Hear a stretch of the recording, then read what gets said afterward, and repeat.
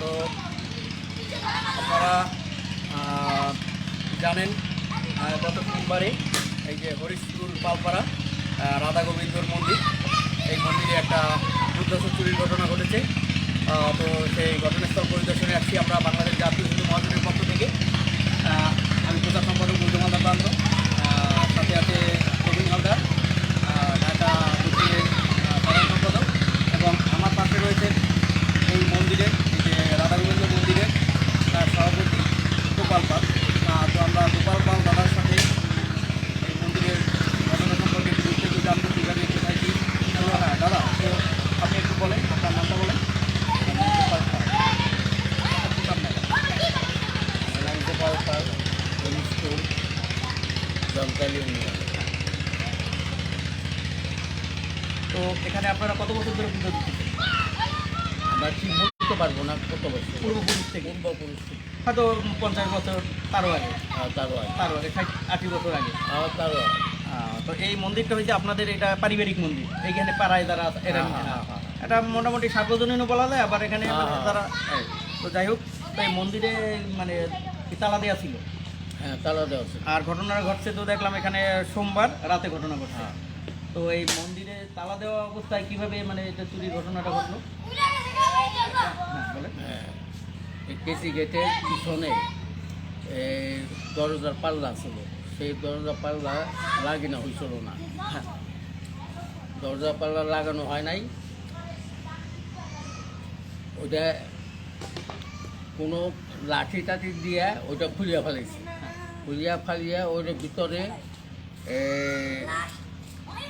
লাঠির মধ্যে ল্যাকড়া পেঁচিয়ে তারপরে আগুন ধরেছিল। মানে মন্দিরের ভিতরে মানে লাঠিতে কোনো ন্যাকড়া ট্যাকড়া পেঁচিয়ে তারপর ওখানে আগুন ধরাই দেওয়া হয়েছে। আগুন ধরাই তারপর মন্দির ফেলাই দেওয়া হয়েছে। আর মন্দিরের গায়ে স্বর্ণের স্বর্ণের অলঙ্কার, সেটাও নিয়ে গেছে।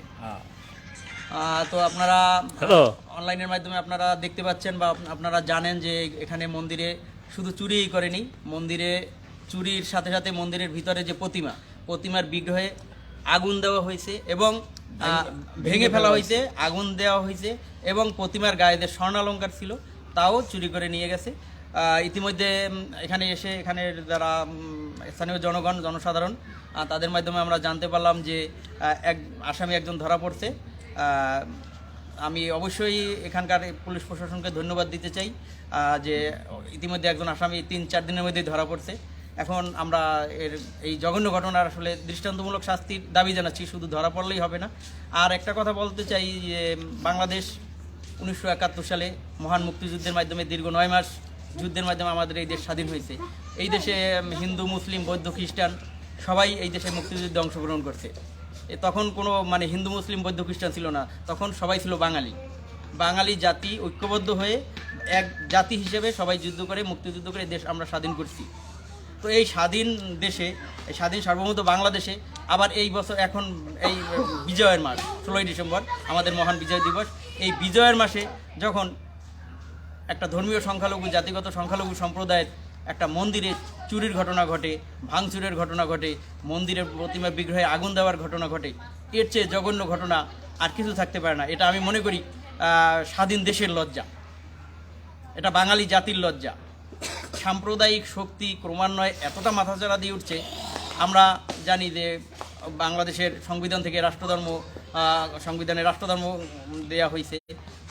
আপনার 1972 সালে যে সংবিধান, সেটাও বাতিল করা হয়েছে। আমি গণপ্রজাতন্ত্রী বাংলাদেশ সরকারের মাননীয় প্রধানমন্ত্রীর কাছে বিনীত আহ্বান জানাবো যে জাতির জনক বঙ্গবন্ধু শেখ মুজিবুর রহমান 72 সনে যে সংবিধান প্রণয়ন করেছিলেন, সেই 72-এর সংবিধানে ফিরে যাক। অসাম্প্রদায়িক চেতনায় আমরা থাকি। আর আমি আরেকটা কথা বলবো যে মন্দির কেন পাহারা দিতে হবে? আপনারা বলেন, ঢাকেশ্বরী মন্দির বলেন পুলিশ পাহারা, রমনা কালী মন্দির পুলিশ পাহারা, সিদ্ধেশ্বরী মন্দির পুলিশ পাহারা, লোকনাথ মন্দির পুলিশ পাহারা, স্বামীবাগ আশ্রম পুলিশ পাহারা, দয়াগঞ্জ শিব মন্দির পুলিশ পাহারা, যদি রামকৃষ্ণ মিশন পুলিশ পাহারা। যদি এই দেশ অসাম্প্রদায়িক হয় তাহলে মন্দির কেন পাহারা দিতে হবে? মন্দির কেন পাহারা দিতে হবে আপনার প্রশ্ন? বাংলাদেশে তো বাংলাদেশে ন্যূনতম 50,000 মন্দির রয়েছে। এখন মন্দির, এই 50,000 মন্দির কি পুলিশ প্রশাসন পাহারা দিয়ে রাখতে পারবে? আপনারা বলেন, পুলিশ প্রশাসন কত মন্দির পাহারা দিয়ে রাখবে? আর এটা আদৌ কি সম্ভব? কখনোই না, মন্দির পাহারা দিয়ে কখনোই রাখা সম্ভব না। এটা প্রথমে আমাদের চিন্তায় চেতনায় মনুষ্যত্ব, মানবিকতা, পরমত সহিষ্ণু হতে হবে, মানবিকতা আনতে হবে আমাদের ভিতরে, যে আমরা পরের পথকে আমরা ঘৃণা করবো না, পরের পথকে শ্রদ্ধা করবো, যে যার মতো যে যার ধর্ম পালন করবে আমরা, তাহলে মন্দিরে আর পাহারা দেওয়ার দরকার হবে না। আর যদি পরের ধর্মকে যদি আমরা অবমূল্যায়ন করি বা ঘৃণা করি, অশ্রদ্ধা করি, তখন হিংসাত্মক কর্মকাণ্ড বাড়তেই থাকবে। তাই আমি মনে করব আমাদের আগে নৈতিক শিক্ষা দেওয়াটা প্রয়োজন, যে আমরা এই দেশে সবাই বাঙালি, হিন্দু, মুসলিম, বৌদ্ধ, খ্রিস্টান সবাই মিলেমিশে বসবাস করব, সবাই একসাথে থাকব এবং পরের ধর্মকে আমরা শ্রদ্ধা করব, সম্মান করব, ভালোবাসবো। তাহলেই বিভিন্ন সম্প্রদায়ের মানুষ আমরা একসাথে মিলেমিশে বসবাস করতে পারি। তো এটা যদি না হয়, পুলিশ পাহারা দিয়ে এভাবে মন্দির কতকাল সরকার রক্ষা করবে? তাই আমি মনে করি যে সরকারকে বিনীত আহ্বান জানাবো যে যারা এই ঘটনার সাথে জড়িত তাদেরকে যেন দৃষ্টান্তমূলক শাস্তির ব্যবস্থা করা হয়, এবং সেই সাথে সাথে বাংলাদেশের আপামর জনসাধারণ সবাইকে বলবো, সবার ভিতর যারা অসাম্প্রদায়িক তাদেরকে বলবো আপনারা একটু সবার সাথে একটু কথা বলুন, সবাইকে বলুন আমরা যেন অসাম্প্রদায়িকভাবে চিন্তা করি, চেতনায় যেন আমাদের অসাম্প্রদায়িকতা থাকে, আমরা যেন পরমত সহিষ্ণু হই, এই চেতনায় যেন আমরা উদ্বুদ্ধ হই। এটাই আমি সবার কাছে অনুরোধ করব। আর আপনাদেরকে বলি, আপনারা ভয় পাবেন না, যদি কোনো অকারেন্স ঘটে অবশ্যই আপনার পুলিশ প্রশাসনকে জানাবেন বা সংখ্যালঘু সংগঠন রয়েছে তাদেরকে জানাবেন, অবশ্যই আপনারা ন্যায় বিচার পাবেন। আর এইখানকার স্থানীয় প্রশাসনকে, উপজেলার নবাবগঞ্জ উপজেলা প্রশাসনকে ধন্যবাদ দিতে চাই যে অলরেডি আসামি একজন ধরা পড়ছে, বাদবাকি আসামিও ধরা পড়বে এবং দৃষ্টান্তমূলক শাস্তি হবে। এখন আমি একটু কথা বলবো শ্রদ্ধেয় প্রবীণ হালদার দাদা, আপনি কিছু বলেন। আসলে আমরা স্বাধীন দেশে বাস করি, যার যার ধর্ম যার যার উৎসব সবার। তো এখানে যে ঘটনাটা ঘটেছে, রাতের আধারে যে আমাদের প্রতিমা ভাঙচুর হয়েছে এবং একজন গ্রেপ্তার হয়েছে, আমি মাননীয় প্রধানমন্ত্রী এবং সরকারের কাছে বিনীত অনুরোধ করব দৃষ্টান্তমূলক শাস্তি হোক, যেন আর এরকম ঘটনা যেন স্বাধীন দেশে যেন না ঘটে, এটাই আমার প্রত্যাশা। এবার আমি এই মন্দিরের সম্মানিত সভাপতি শ্রদ্ধেয় গুরুজন আমার শ্রীমান গোপাল পাল দাদাকে কিছু বলার জন্য অনুরোধ করছি। আপনি এই ঘটনার একটু বিচার চান বা কোথায় গিয়ে আপনার একটু মনের ক্ষোভ একটু প্রকাশ করুন। আমাদের এই মন্দিরে যে চুরি হয়েছে এর জন্য আমরা তীব্র নিন্দা করছি এবং আমরা এর সুষ্ঠু বিচার চাই। আপনারা কি এখানে নিরাপদে নিশ্চিন্তে যাতে পূজা করতে পারেন এর জন্য সরকারের কাছে কিছু অনুরোধ জানান। আমরা যেন নিরাপদে পূজা অর্চনা করতে পারি, এটা আমাদের সরকারের কাছে বিনীত আবেদন। হ্যাঁ দাদা, আপনি কিছু বলেন। যাই হোক, তো আপনারা যারা অনলাইনে আপনারা দেখতেছেন, আপনারা এই ঘটনায় সবাই হতাশা প্রকাশ করতেন, আর আমাদের সংখ্যালঘু সংগঠনের পক্ষ থেকে আমাদের ঘটনাস্থলে অবশ্যই আসা উচিত ছিল। এটা আমাদের দায়িত্ব। আমরা যেখানে যে ঘটনাই ঘটে আমরা চেষ্টা করি যাওয়ার, সেই নাসিরনগর বলেন, রামু বলেন, সেই রংপুর বলেন, এই সম্প্রতি মুরাদনগর, ভোলা, আমরা সব জায়গায় যাওয়ার চেষ্টা করি এবং গিয়েছি এবং যতটুকু পারি আমাদের সাধ্যমতো আমরা তাদের মেন্টালি বলেন যে কোনো ভাবে আমরা তাদের সমর্থন বা সহযোগিতা করার চেষ্টা করতেছি। আর ওনাদেরকেও আশ্বাস দিয়েছি যে যেহেতু আসামি ধরা পড়ছে, এখন যাতে ন্যায় বিচার সম্পন্ন হয়, এটাই আমি মাননীয় প্রধানমন্ত্রীর কাছে সোশ্যাল মিডিয়ার মাধ্যমে বিনীত অনুরোধ জানাচ্ছি। আশা করি আপনারা সবাই আমাদের সাথে থাকবেন এবং যে কোনো জায়গায় যে কোনো অন্যায় সংঘটিত হলে প্রত্যেকটি ঘটনার জন্য আপনারা তীব্র প্রতিবাদ জানাবেন, অন্যায়ের বিরুদ্ধে প্রতিবাদ গড়ে তুলবেন এবং ন্যায় বিচার কামনা করবেন। আর আমরা বাংলাদেশে সবাই আমরা বাঙালি, যার উৎসব যার যার ধর্মীয় আচার আচরণ আমরা যেন নির্বিঘ্নে পালন করতে পারি। বর্তমান আওয়ামী লীগ সরকার হিন্দু বান্ধব সরকার, মুক্তিযুদ্ধের সপক্ষের সরকার, কারণ আওয়ামী লীগ, বঙ্গবন্ধু, আওয়ামী লীগ এটা ছাড়া বাংলাদেশ কল্পনা করা যায় না। কারণ আওয়ামী লীগ মুক্তিযুদ্ধের নেতৃত্ব দিয়েছে, বঙ্গবন্ধুর নেতৃত্বে দেশ স্বাধীন হয়েছে, সেখানে সবাই আমরা অসাম্প্রদায়িক চেতনায় মুক্তিযুদ্ধে অংশগ্রহণ করেছি, দেশ স্বাধীন হয়েছে।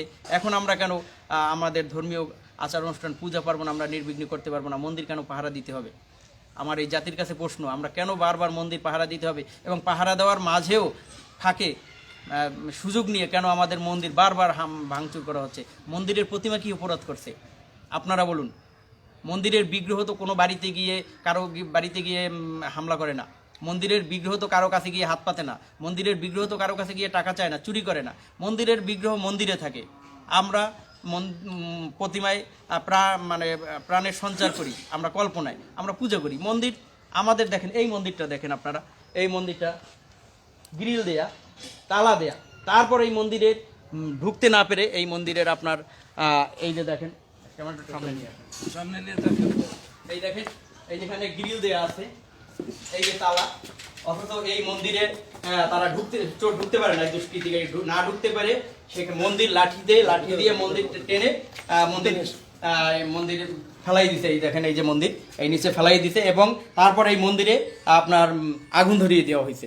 এই মন্দিরে আগুন ধরিয়ে দিয়ে মন্দির পুড়ে, প্রতিমা পুড়ে ফেলছে, এবং মন্দিরের গায়ে যে স্বর্ণালঙ্কার ছিল তা চুরি করে নিয়ে গেছে। যাই হোক, আমরা এই ন্যাক্কারজনক ঘটনার তীব্র নিন্দা ও প্রতিবাদ জানাচ্ছি, এবং পরবর্তীতে যেন এই ধরনের ঘটনা না ঘটে আমি এখানকার জনপ্রতিনিধি যারা রয়েছেন আমি তাদের কাছে বিনীত অনুরোধ করব, আপনারা বিষয়টি অত্যন্ত গুরুত্ব সহকারে দেখবেন, এবং এখানে যারা সংখ্যালঘু সম্প্রদায় রয়েছে তারা যেন নির্বিঘ্নে পূজা অর্চনা করতে পারে, তারা যেন কোনো ক্ষোভের তাদের ভিতরে সঞ্চার না হয়, তারা যেন ভীত সন্ত্রস্ত না হয়, তারা যেন স্বাধীনভাবে সুন্দরভাবে এখানে বসবাস করতে পারে। ধন্যবাদ সবাইকে। আশা করি আপনারা আমাদের সাথে থাকবেন, বাংলাদেশ জাতীয় হিন্দু মহাজোটের সাথে থাকবেন, এবং এই ভুক্তভোগী পরিবার এবং এই মন্দির এদের সবার পাশে থাকবেন। আপনারা বাংলাদেশের যে প্রান্তের যে হিন্দুই হন না কেন, আমি মনে করি আমার মন্দির আর এই মন্দিরের মধ্যে কোনো পার্থক্য নেই, কারণ এটাও আমার মন্দির, আমার বাড়িটাও ওনাদের মন্দির। সব মন্দিরে সব হিন্দুদের, পৃথিবীর যে কোনো জায়গার যে কোনো মন্দিরের যে কোনো জায়গার যে কোনো হিন্দুদের সবার সমান অধিকার। হ্যাঁ, কারণ মন্দির ব্যক্তিগত না, মন্দির সবার। পৃথিবীতে যত হিন্দু আছে সব হিন্দুদের মন্দির, সবার সমান অধিকার রয়েছে। তাহলে এটা আমার মন্দির, আবার আমার বাড়ির মন্দিরটা ওনাদের। তা সেই হিসেবে আমরা যে কোনো অন্যায়ের বিরুদ্ধে, আমরা যে কোনো অপকর্মের বিরুদ্ধে আমরা রুখে দাঁড়াবো, এবং ওনাদের যে কোনো জায়গায় ঘটনার ঘটলে তাদের ভুক্তভোগী পরিবার বলি, মন্দির বলি, সেখানে আমরা পাশে থাকার চেষ্টা করব। ধন্যবাদ সবাইকে, ভালো থাকবেন। আশা করি সবসময় আমাদের পাশে থাকবেন, বাংলাদেশ জাতীয় হিন্দু মহাজোটের পাশে থাকবেন। ধন্যবাদ।